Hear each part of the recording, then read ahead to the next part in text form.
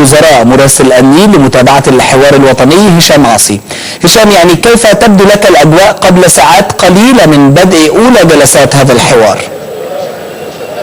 يعني في البداية على أتقبل تحياتي، وأعتقد أن المشاركة والتفاعل بين كافة أطياف المجتمع والاستماع إلى الرؤى والرؤى الأخرى يعني هو السمة المميزة لهذا الحوار الذي ربما سوف يبدأ بعد حوالي 3 ساعات هنا في مجلس الوزراء برئاسة الدكتور يحيى الجمل نائب رئيس مجلس الوزراء، وأيضا بمشاركة أكثر من 160 شخصية. هذه الشخصيات تمثل مختلف القوى والتيارات المختلفة في المجتمع. ولكن قبل أن أتحدث عن الحوار الوطني علاء، أعتقد أن الإعلان الدستوري سوف يلقي بظلاله على هذا الحوار، وربما يعني هذا الإعلان وضع كثير من النقاط فوق الحروف في كثير من الأمور التي أثارت لغطا بين كافة أطياف المجتمع في الفترة الماضية.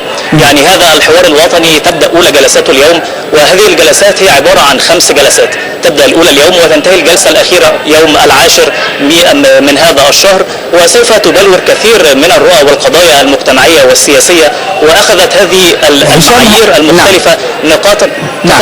هل تعرفت على ربما عناوين الموضوعات التي ستطرح في هذه الجلسات ال5؟ بالتأكيد على يعني هذه الجلسات سوف تتناول للشأن الداخلي وللشأن الخارجي وللأمور الاقتصادية والأمور الاجتماعية والصحية والعدالة الاجتماعية ومكافحة الفقر والبطالة وتوزيع العدل للثروات والانتخابات الرئاسية والانتخابات البرلمانية. ربما الأمور التي كنا نتشوق أن نتحدث فيها من قبل سوف تطرح على مائدة الحوار. ولكن علاء، أود أن أذكر أن الشخصيات المشاركة في هذا الحوار وهي 160 شخصية يعني تم اختيارها بشكل يعني جيد للغاية. هذه الشخصيات تمثل مختلف الأطياف السياسية، الأطياف الدينية. هناك أيضا كثير من الأمور وضعت عنوان عريض وهو لا محاذير، لا محاذير في هذه الاجتماعات وفي هذا الحوار، والمشاركة مكفولة لكافة الأطياف المختلفة، وبالتالي يعني سوف يصلون إلى حل يرضي الجميع. نعم، إذا هشام بسؤالي الأخير، هل لاحظت في وأنت يعني تتجول ما بين هذه الشخصيات 160 أن هناك طيفا ما أو ربما جماعة ما غابت عن هذا الحوار؟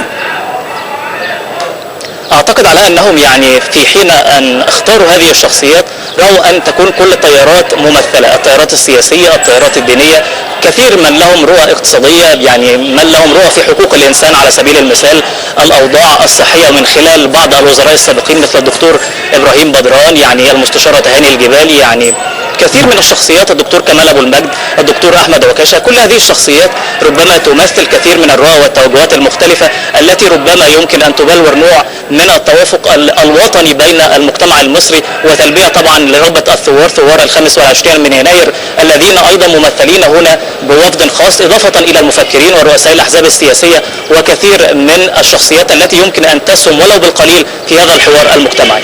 إذا هشام عاصي، سنتابع بالتأكيد معك هذه الجلسات وإلى حين انعقادها التي تنقلها شاشة النيل على الهواء مباشرة. أشكرك من مقر مجلس الوزراء، شكرا جزيلا.